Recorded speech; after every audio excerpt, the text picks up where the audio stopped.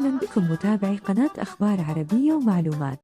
البنات تلاقيت مع أكبر متكبر لقيته في حياتي كوم باغازار دابا في المول. هو فوتبولور مغربي،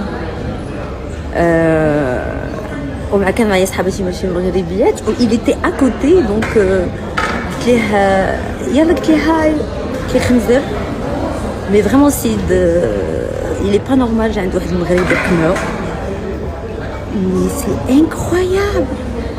دابا داخله لوتيل شفت وحده الباب قلت ليه راه اتس نوت نايس، ويقول لي فاك يو. قلت ليه فاك يو تو.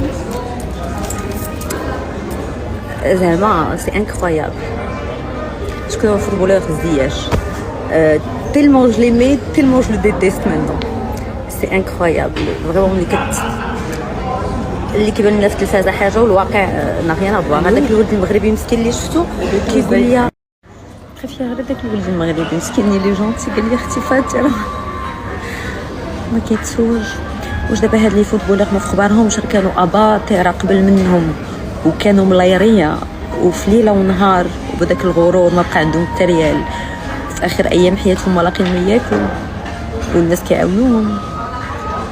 ما فهمتش شنو الاحساس ديال جو سي با. انا بعدا جيتي شوكي، انا يمكن ان بو دوفون غير بديك الفرحه كان كو جيم فولي زعما جوست لوي دير كي تبارك الله عليك ولا حاجه هكا.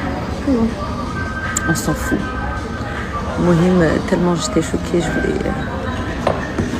je voulais partager et surtout il m'insulte.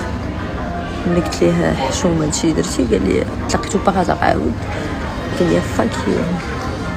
ياك بحال هكا كتقول لي فام اللي في عائلتك. لا فهمتي.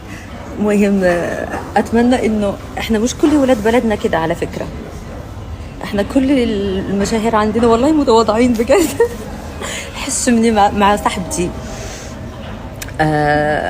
شنو كنت باغا نقول نسيت. قلت لك ان محمد صلاح عمره ما يعمل كده. صح. لا والله حتى حنا عندنا عندي كثير اصحابي محترمين. انا قابلتهم، قابلت الفريق اصلا ويجننوا وسلمت عليه. لا هذا شكله لو وبعدين بيسبني يعني شاب بيقول لبنت فاك يو سوري يعني متعجرف وغير محترم.